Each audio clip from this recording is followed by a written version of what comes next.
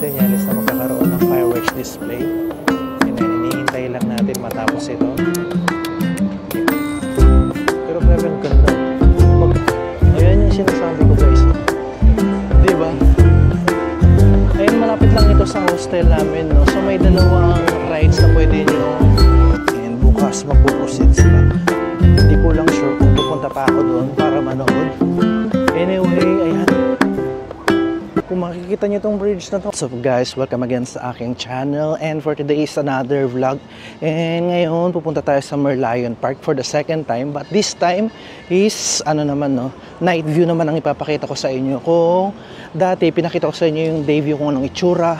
Pag umaga, ngayon, papakita ko naman sa inyo yung gabi kapag nandito kayo sa Singapore guys. And dun sa Merlion Park mismo. And right now, nandito tayo sa Singapore River. Ayan, ganitong itsura guys pag gabi.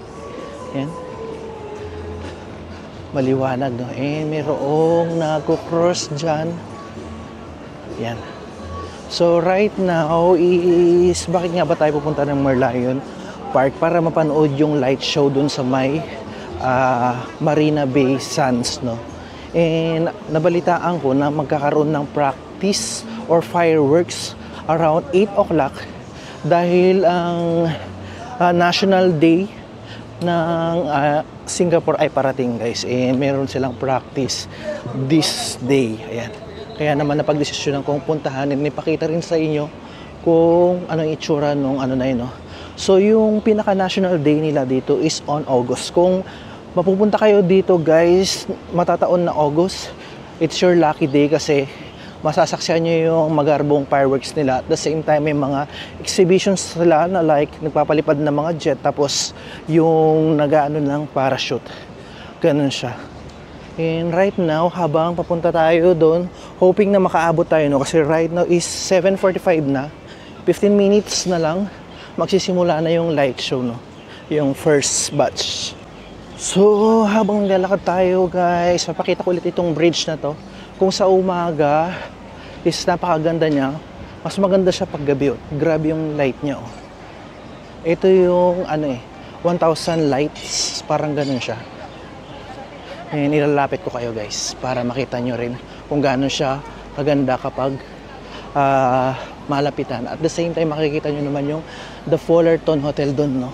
Yan. Grabe. Ang pangalan ng bridge na to is Kavina Bridge, no? And makikita nyo maraming ano dito. Ang ganda ng pagkakagawa nila ito. Yan, no? Bamboo siya pero meron siyang mga lights na tinatamaan nitong mismong ano na to, no? Ayan. Grabe. Napaka-artistic ng lugar na to. Napakaganda. Yun na yan. Kung makikita nyo guys, kung kakaliwa kayo, makikita nyo yung Anderson Bridge doon. Yan. And dyan tayo dadaan papunta dun sa Merlion Park. And right now, ayan, maraming mga nagpa-picture dito kasi very Instagrammable tong lugar na to, no? Yan. Ayun, kung just in case na mapalakad kayo dito guys, pwede rin kayo mag-take ng picture nyo. Yan. Diba? And maraming mga foreigner talaga na nagpapa-picture dyan. Yun. Then, ayan, paglagpas nyo dito, makikita nyo na yung The Fullerton Hotel dito. Yan, paglagpas mo ng Fullerton Hotel, ito yung Anderson Bridge, guys. So ngayon, kung lalapitan mo siya, ayan yung itsura niya kapag gabi. Pero kung gusto nyo pumunta dun sa Merlion Park, meron pang ibang way maliban dito. Doon sa ano na yun, yung One Fullerton na yun, yun na yung mismong Merlion Park. Pero right now, itry nating dumaan dito para may pakita ko sa inyo itong Anderson Bridge. Diba? Sobrang ganda. Kung makikita nyo yung dome na yun guys, it's the Esplanade Dome na nagko-connect sa Merlion Park, yung Esplanade Bridge naman. So, kagandahan pag ganito ka oras na mga masyal, hindi ganoon kainit, no? May hangin na siya, although humid pa rin yung pinaka weather niya. Kumbaga warm pa rin siya guys, na may halong hangin. And dito meron pababa papunta doon sa mismong Merlion Park. Sobrang bilis lang, around 8 minutes lang of walk. Ayan, malapit na tayo sa mismong Merlion Park. Pero bago tayo mapunta doon, ito merong kainan dito. Ayan, para siyang ano no, eat all you can na kainan. Hindi ko lang din sure kasi hindi ko pa naman siya na-try. Ayan, tapos merong souvenir store banda dun sa area na yon.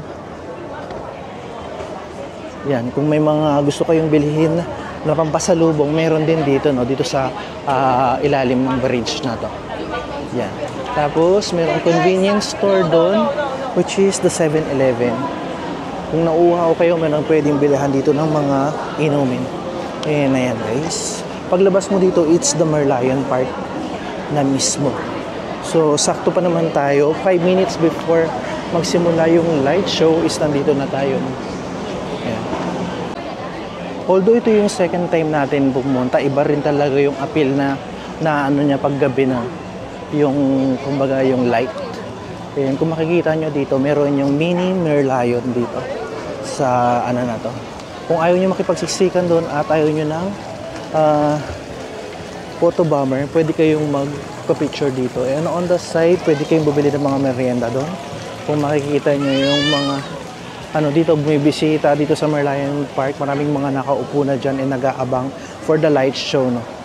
So 5 minutes na lang ano na yung show, and hoping na makita nga natin yung practice ng fireworks ngayong araw na to. Ayun, grabe, sobrang daming tao, di ba? And syempre papakita ko sa inyo yung Merlion mismo na pinupuntahan talaga nila, na kung saan hindi pwedeng hindi ka nga pag na-picture ka, no? Kasi yun kanya-kanyang gimmick pagdating dyan, no? Kumbaga kanya-kanyang entry.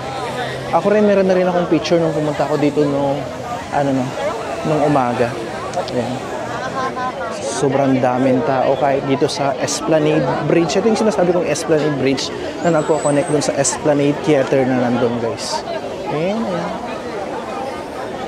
Tayo mag-aabang na rin tayo dito. Nahanap ako mayroong magandang pwesto para makuhanan ko yung light show. Kung wala mang firework display ngayon, it's yung light show na makikita natin dito sa may Marina Sunday, guys. Ito, ayan.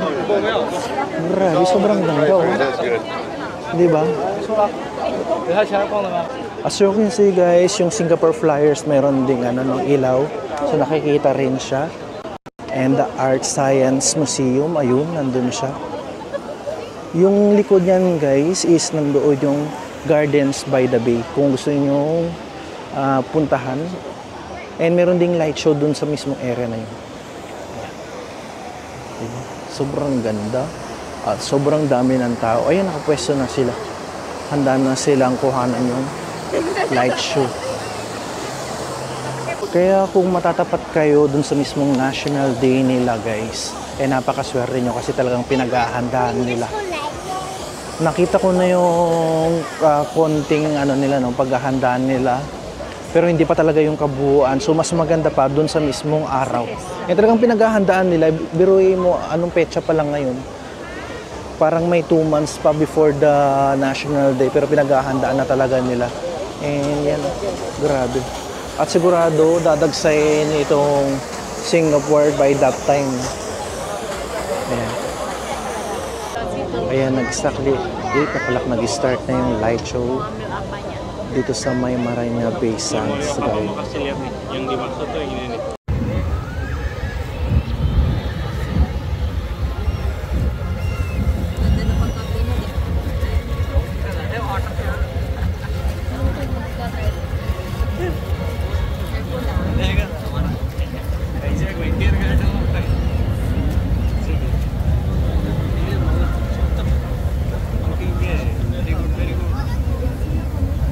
Ayan na nga, guys. Tapos na yung light show dun sa harap ng Marina Bay Sands. And tumagal siya ng 15 minutes yung mismong light show. And right now, ayan yung park. Dami pa rin tao. Super crowded. Ayan. Hindi ko lang sure kung maganda magpa-picture dito pag ganitong gabi. Kasi pag umaga, maganda talaga siya. Although napakagandang tumambay dito pag ganitong oras kasi nga may light show na nagaganap dito sa Marina Bay Sands. Yung Merlion na ang laki-laki. And walang tigingil na bumubuga ng tubig. And pag nandito ka sa park na to, pag humangin, mababasa ka. Hindi pwedeng hindi. Ayan. Ayan guys, kahit tapos na yung pinaka-light show dun sa Marina Bay Sands.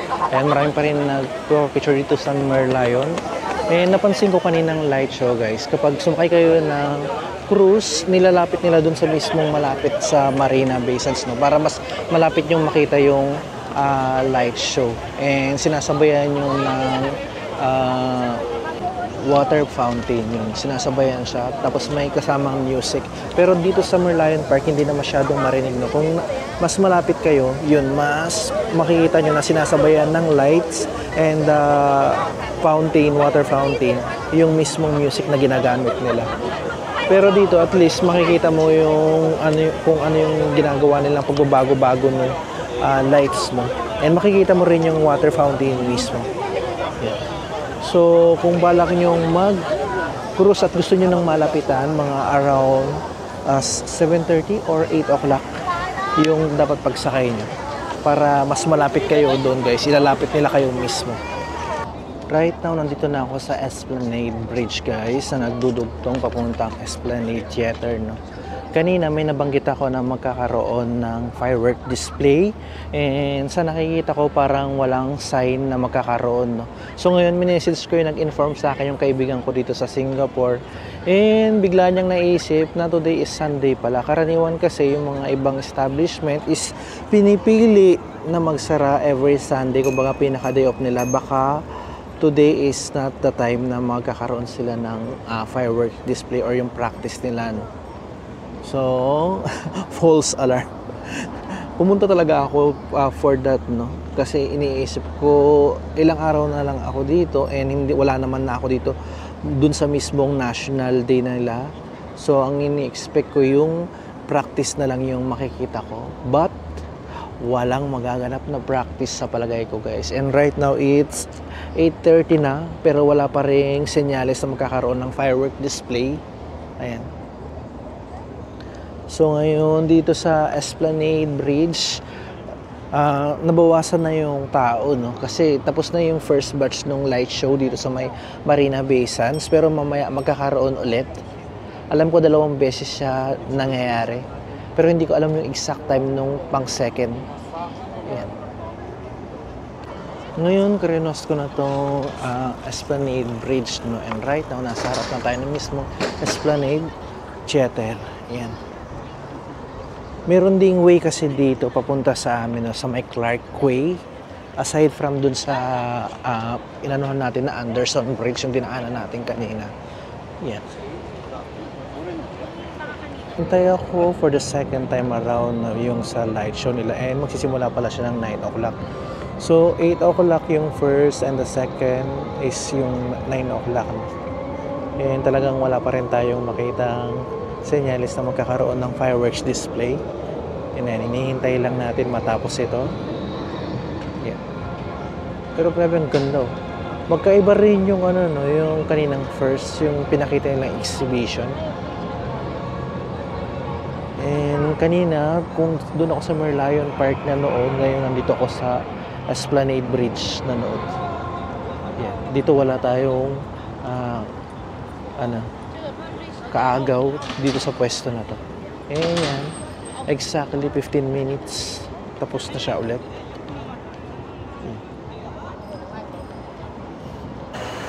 Since tapos na yung light show dito sa may Marina Bay Sands, ngayon babalik na ako ng Clark Quay, guys. And meron akong ipapakita sa inyo na siguradong magiging interesado kayo, lalo na sa mga mahilig sa adventure, guys. Merong doon, rides na talagang parang gusto mong subukan kasi hindi lahat ng country meron yung ganong rides na yun. And mamaya ipapakita ko sa inyo kung ano yun, guys. And right now, dito ako dumaan. So yung opposite side nito, yung Fullerton Hotel. Ayan. Kung makikita nyo, guys, ayun yung Fullerton Hotel. And makikita natin, marami din pala mga taong tumatambay dito na nag-relax, no? And makikita nyo yun yung Anderson Bridge kanina kung saan tayo dumaan. Wow! Ba't ang daming tao dito? Ayan, medyo madilim nga lang dito sa area na to, no? Pero kung makikita nyo, ang daming tao talaga nagpipiknik dito. Napansin ko talaga, mahilig talaga silang no, mag-picnic yung mga tao dito. Yung mga magkakaibigan, magsyota, ganyan. Yeah. So medyo may kadiliman nga lang tong area na to or tong park na to. And kung mapapansin nyo guys, mayroong big stage. Ngayon pa lang is meron na silang piniprepare, no? So mayroong mga sikat na artist na mag-perform dyan on their National Day. Ayan. Puro mga kabataan yung nakikita ko dito sa side na to. Ayan. So kung gusto nyo silang makita, ayan, nandito sila sa gilid ng Anderson Bridge. And meron mga naririnig ako nagkakantaan dito, no? Yun nga lang, itong area na ito, maamoy mo yung puro alak. Grabe. Sobra yung amoy ng mga alak. And hoping na hindi sila mag-iwan ng dyan, no, kalat. Kasi nakakita ko ng mga nagsisigarilyo, tapos may mga soju pa doon and beer. Kasi masisira nila itong Singapore River just in case, no. Sana maging responsible yung mga doon, mga umiinom. Pero palagay ko magiging responsible naman sila kasi mahigpit ang batas dito pagdating sa mga basura. Ayan yung Anderson Bridge, guys. And dito meron pa lang no, secret na daan or parang tunnel. And kung makikita natin dun sa side na yun, mayroong clock tower dun sa side na yun. And dito, yan. Ngayon ko lang napansin na meron palang dito. Ganitong tunnel. Yan. Since kapag nasa taas ka kasi, hindi mo talaga siya as in mapapansin. And meron tayong mga kababayan na nag-picture dito. Ayan, ini-enjoy nila. Since walang photo bomber dito sa area na to. Paglagpas nyo ng Anderson Bridge, guys, iba itong bridge na to kanina yung pinuntahan na rin natin. Yung katapat niyan, yung Asian Civilization Museum. Yan. Meron ding entrance dyan, guys, kung gusto nyong pasukin at interesado kasi sa mga museum. And pero dito sa pinakalabas yan, parang may mga crystal na, ewan ko kung ano ba to, aluminum ba to or what. And dito, yan grabe. Ito. Diba? Sobrang ganda talaga ng Fullerton Hotel, no? Tsaka tong bridge na to, sobra. As in. Yung pupuntahan natin, guys, ito mismo yung dadaanan nyo just in case na pupunta kayo from Merlion Park. Parang nasa 10 minutes of walk kung mabilis kayo. Pero kung hindi, yung daan-daan lang kayo, it's 15 minutes of walk siya, guys. So hindi nyo kailangang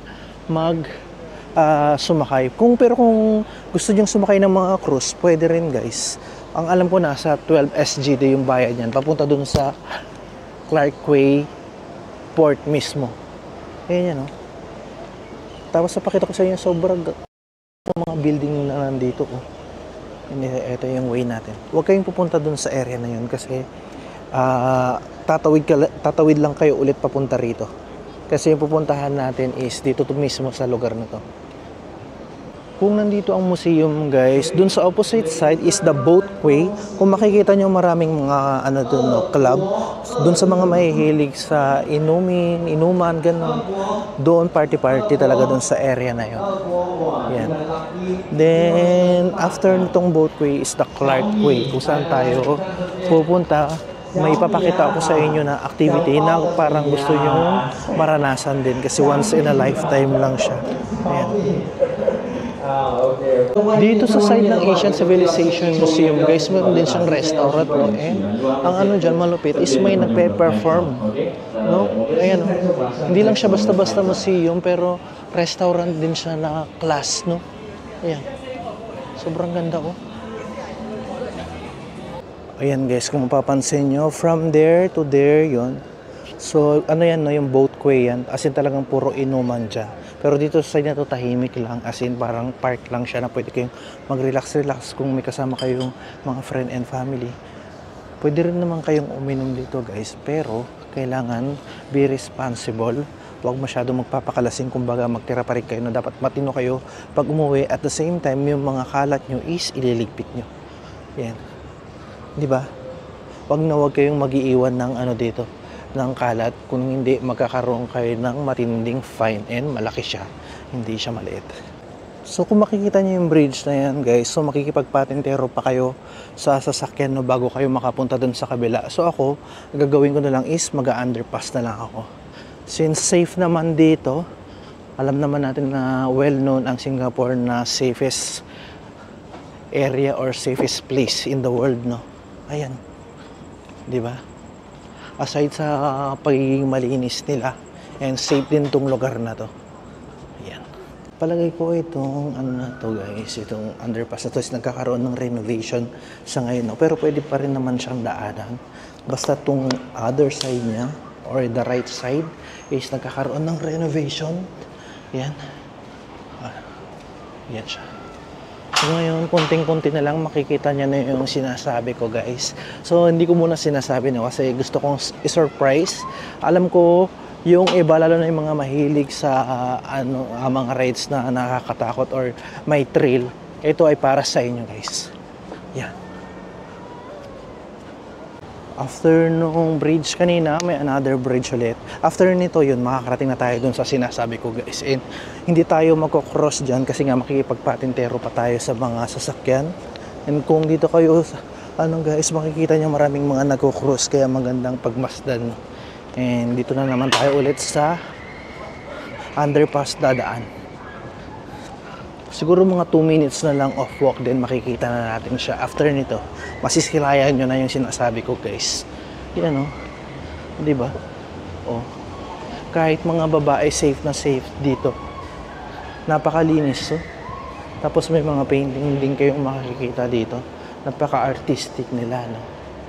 Yan. Since hindi nga natin nasaksihan yung kanina firework display, kaya ito na lang ipapakita ko sa inyo guys. Kumbaga nagkaroon tayo ng kapalpakan lang. Pero hindi naman namin kasi na Sunday kasi ngayon, kasi may mga establishment talaga na mga nagsasara, baka nga nag-day off sila and bukas magpo-proceed sila. Hindi ko lang sure kung pupunta pa ako doon para manood. Anyway, ayan. Kung makikita niyo tong bridge na to kanina, then, ito na yung sinasabi ko guys na lugar. Nakikita niyo na ba or nagkakaroon na ba kayo ng idea kung ano to? Ayan siya. So, may mga sumasakay na, oh. Ayan. Sa mga may hilig sa may thrill na ayan siya guys. Ayan yung sinasabi ko guys, oh. Diba? Ayan, malapit lang ito sa hostel namin, no? So may dalawang rides na pwede nyong sakyan dito. And ito yung grupo. Hanggang 5 tao yung pwedeng sumakay sabay-sabay. Ayan, Slingshot Singapore guys, itong lugar na to. So may option kayo kung pwede namang isa lang ang sakyan nyo. It's either ito or yung nandun sa side na yun. Ngayon, papakita ko naman sa inyo kung saan yung ticket booth, na kung saan pwede kayong bumili ng inyong ticket para ma-experience itong to. And ito pa yung isa guys. Dito yung ticket booth guys. Yung adult is 45 SGD siya guys. Kung dalawa yung nyo is 70 SGD. For adults yun Tapos sa mga bata naman, it's 35 SGD. And kung combo ng dalawang rides is 60 SGD. Ngayon, kung gusto nyo na may video guys, mag-a-additional kayo ng 20 SGD. Ayan. Kung susumahin, kung parehas nyo silang i-experience, aabot siya ng 90 SGD. With video na yun. Ay, hindi ko lang pala sure kung separate yung 20 SGD, no? Kasi may nakalagay doon, ride video is 20 SGD.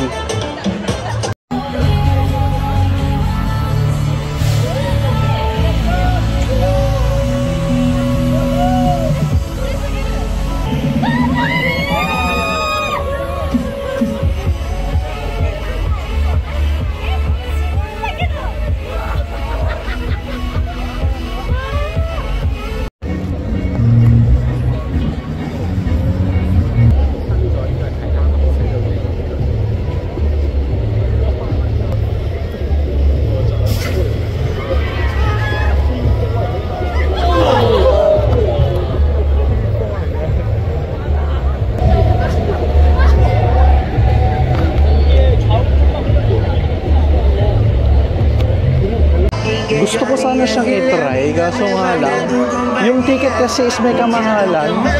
Yung 90 SGD, kung isasama mo yung video, is parang pumapatak na sa ng 3,600 or 3,800. Which is yung ticket na yun sa Universal Singapore, guys. Diba? And ito ano lang to, one ride mo lang siya. Ayan. Pero kung meron kayong budget, pwede rin naman kasi once in a lifetime din naman siya. And ang kagandahan dito, ayan, marami din mga bar na nandyan. And makikita nyo, nandun yung anuhan ng mga cruise. Kung sakasakaling gusto nyo sumakay dyan from here, papunta dun sa Marina Bay Sands, pwede kayo dito magsimula. And makikita nyo yung Clark Quay Central dito, yung malaking building na yan. Isang malaking mall.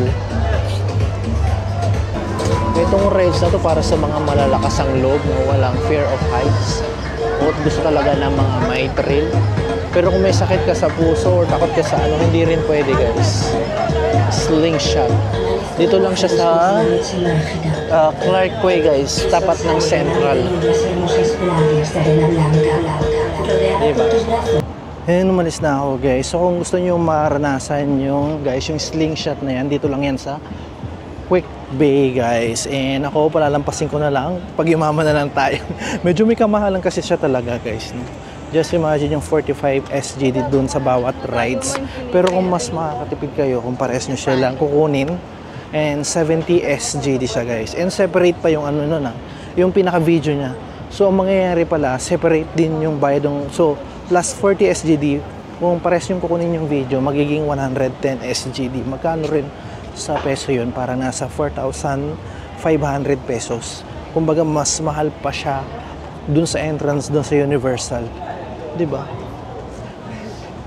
So kapag nakaluwag-luwag or kung bibigyan ng pagkakataon at makabalik pa dito sa Singapore, why not, di ba? Pag mayaman na tayo. Ang tanong, kailan kaya tayo yaman? And right now, ayan, pumasok na ulit ako dito sa ano na to, underpass na to. And tatawid na tayo dun sa kabila. And uuwi na tayo, syempre. Pero bago ako uuwi, kakain na rin ako ng aking late dinner, no? Ayan, guys, at dahil dyan ko muna tatapusan itong vlog natin, guys, no? So naipakita ko sa inyo yung light show sa may Marina Bay Sands. And nakita nyo naman kung ano yung view paggabi, pag ganitong oras nyo napili.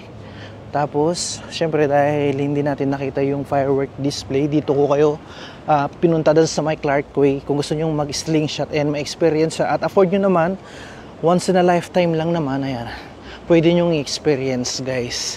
Ayan. So, meron na lang tayong 3 days na natitira dito sa my Singapore and hoping na abangan nyo pa rin yung mga gagawin kong vlog dito sa Singapore, guys. And that's it for today, guys. See you again sa mga susunod kong vlog. Bye!